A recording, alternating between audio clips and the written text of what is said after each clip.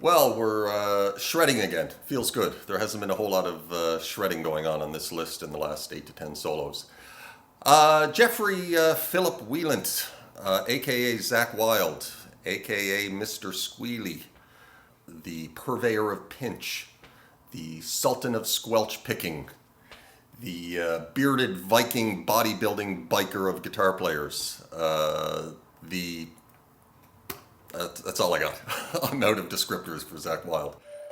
I was a little bit conflicted about what I was going to say about Zakk Wylde in this short analysis. Because on the one hand, there are certain aspects to Zakk's style, especially his shredding style, that I'm not particularly a fan of. But on the other hand, this is a great fucking solo. Probably his best, I think. Easily his most well known, thus its inclusion on this list, and very worthy inclusion on this list. It's melodic. It's very well constructed. It's got some interesting, fast, and very difficult to play things in it, and it's mercifully free of pinch harmonics, which is great. There's very few of those solos in Zakk's repertoire. As the title track and first release from Zakk's first album with Ozzy Osbourne, this was pretty much this song was pretty much Zakk's introduction to the world. And considering the absolutely enormous shoes he was stepping into as some nobody 20-year-old kid from Jersey, replacing Jakey Lee and the legendary Randy Rhoads, he better be good. And turns out he was very good. He was better than very good. Ozzy didn't hire average or just good guitar players. He only hired the best.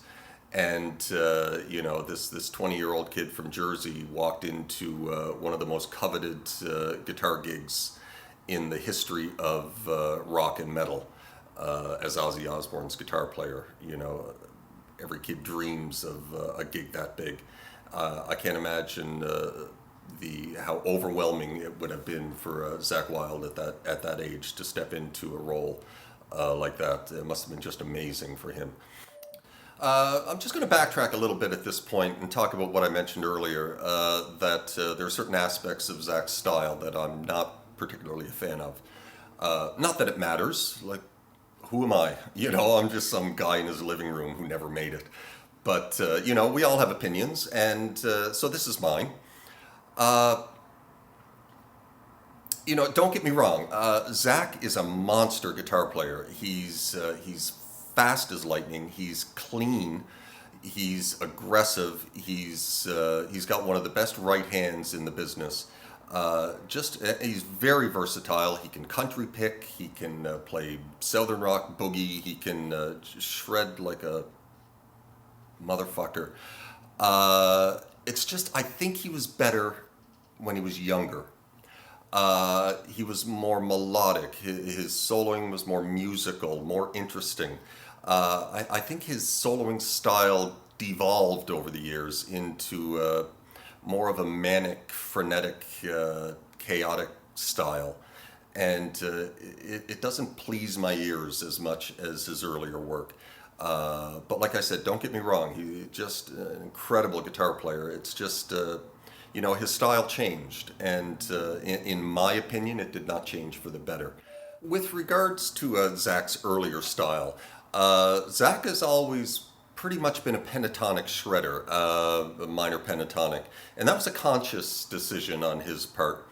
Back in the early 80s, when he was learning his chops, and when I was learning my chops, I'm the same age as Zakk, it was like the golden age of shred. There were so many guitar players doing so many interesting things. There was Eddie Van Halen with his vast bag of tricks, and Yngwie Malmsteen with his harmonic minor arpeggios, and Randy Rhoads, of course, with his classically infused scale legato runs, and amongst many, many others. It was difficult to stand out and create an original style. And Zakk wanted nothing to do with all these tricks and the neoclassical sound.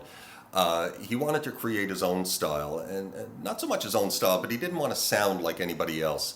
So he kind of modeled himself on one of his guitar heroes, John Sykes, from Whitesnake, Thin Lizzy fame. He actually looked a lot like John Sykes before Zakk Wylde became a Viking, but with long blonde hair and, tall 6'2" or whatever. But so he went more for a blues-based pentatonic shred style. And like I said, it was very good. It was very interesting, and it was very different than what a lot of other guitar players were doing. Everyone else was just about the neoclassical and the scale runs and everything. That was very, very big back in the 80s. And Zakk went for a more bare bones approach. He still had the speed, but he was doing with more pentatonic blues based licks. And it shows in this solo.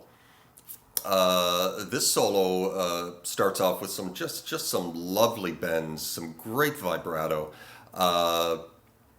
Really nice build up to the main body of the solo with that the F sharp bend, and then he's got some blues licks in there, some pentatonic double stops, which really works nice, and it's not something you'd ever hear Jakey Lee or Randy Rhoads do. But the real beast of this solo is the 6-note grouping ascending run up the neck. That is fast, and that pushed my speed limit right to its limit. I'm old, I'm not getting any faster as I get older. Hold on, my phone's ringing. Car's in the shop. Had to take that. Where was I? The 6-note grouping, ascending run up the neck, and how it pushed my speed limit. I'm not as fast as I used to be. I think I was faster when I was 25, and then I stopped playing for 25 years. But I've still got some speed. But this one pushed it, and that little 6-note grouping, ascending run up the neck. There are 72 pick strikes. There's no legato in that. It's all alternative picking. And it lasts for about 6.5 seconds. So that's about 11 pick strikes per second. That is quick. I had a little trouble getting that up to speed. I got it up to speed. A few more BPMs, and I probably would not be able to play this solo. And probably that would have shut down my little quest to play the top 100 solos of all time, because what's the point?